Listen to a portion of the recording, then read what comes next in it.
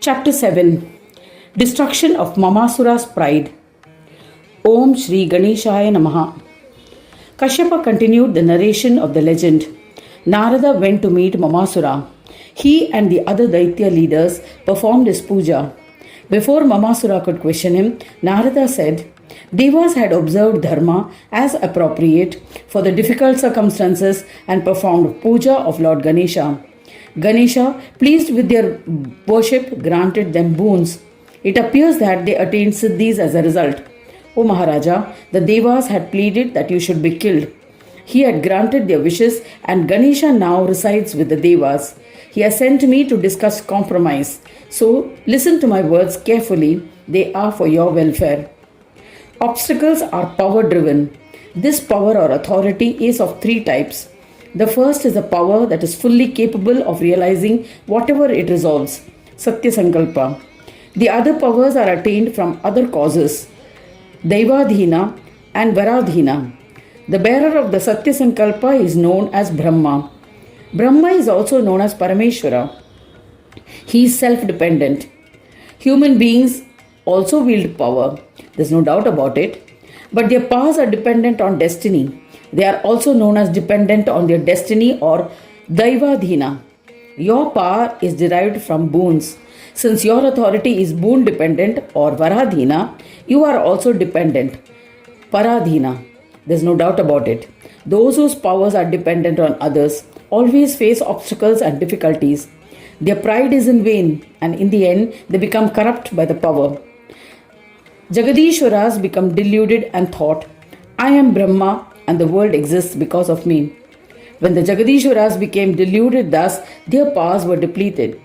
Consequently, Vignapa withdraws the powers of Satya Sankalpa possessed by them. Hence, everyone must face these two types of obstacles, those filled with Satya and Asatya, truth and falsehood. O Daitya, Maya causes delusion of prowess attained by means of Satya or Asatya. Whether powers are acquired by self or granted by others, one becomes conceited. Parabrahma, who is in a state of bliss, is inherently without duality. Bliss is not the result of senses, but when it exists as a duality, assumes a form of a jiva, it experiences duality in senses. This Brahma is Vignaraj. This has been stated in the Vedas. When the Devas worshipped him, he assumed a corporeal form. O Lord of Daityas, he is now residing among the Devas. Seek refuge under him, otherwise you will die. Have no doubt about it. O Daitya king, let the whole world follow their respective dharma. You too must adhere to your own dharmas and reside at the place allotted to you. The Devas have been assigned Swargaloka. Human beings have been assigned to the earth, while the Daityas have been assigned Patal. Humans should adhere to Varnashrama Dharma and live happily. Observe this law and you too will live happily. Just then there was a celestial announcement. O Daityendra, do not be egoistical. Follow the advice offered by Narada. Otherwise, an infuriated Vignaraja will definitely kill you. Therefore, surrender to the Siddhi bestowing Lord. Hearing that celestial announcement, Mamasura became dejected and invited Shukracharya to discuss the situation. Shukracharya too advised the same. Then the Daitya was frightened and bowing to Narada, he presented his point of view. He said, Shukracharya and your advice are the same. It is in the interest of Devas. I shall not take refuge with Gajanana. I had earlier served Gajanana and observed rigorous penance, but he has alienated me and is biased towards Devas. Therefore, I shall not surrender to him. If I encounter death, I will consider myself gratified. O Pandit, it is not befitting for proud ones to surrender to their enemies. Hearing Mamasura express his thoughts, Narada explained again. O Daitya king, do not worry. This lord is not partial to the Devas. Earlier, the Devas had become intoxicated with pride and they had entered Patal Loka with an intention to destroy the Daityas. At that time, Vignanayaka had endowed you with prowess and destroyed the pride of Devas. Now, you too are deluded and proud. You have forgotten Ganesha. By destroying all karmas, you have driven the Devas towards extinction. The devas will become extinct in the world if karmas are depleted. Therefore, Vignaraja has come to kill you, O Mahasura. Those who observe their respective dharma are never killed by Vignaraja. Vignaraja belongs to both Suras and Asuras. He conducts leelas with Siddhi and Buddhi. You are bereft of Siddhi and Buddhi. What can you do? Who can oppose Vignaraja? Faced by obstacles, if you behave foolishly and invite his enmity, you will definitely die. O Daitya, Vedas describe Brahma as a form of bliss. He consists of the existent and non-existent Sada Sanmaya. He is neither endowed with elements, tattvas, nor is he without elements. Brahma is omnipresent. He is the bearer of duality. The Brahma is none other than Vignaraja. He will undoubtedly kill you. He has created the threefold universe by the power of yoga. He has created the universe for his Leela and assigned to each his Dharma. O Daitya, when the Devas or any beings forsake their Dharma and indulge licentiously and behave indiscriminately because there is no fear of death, then the Lord incarnates for destruction of pride. The body of Ganesha is non-existent or unreal, while his head is existent. Therefore, surrender to Gajanana.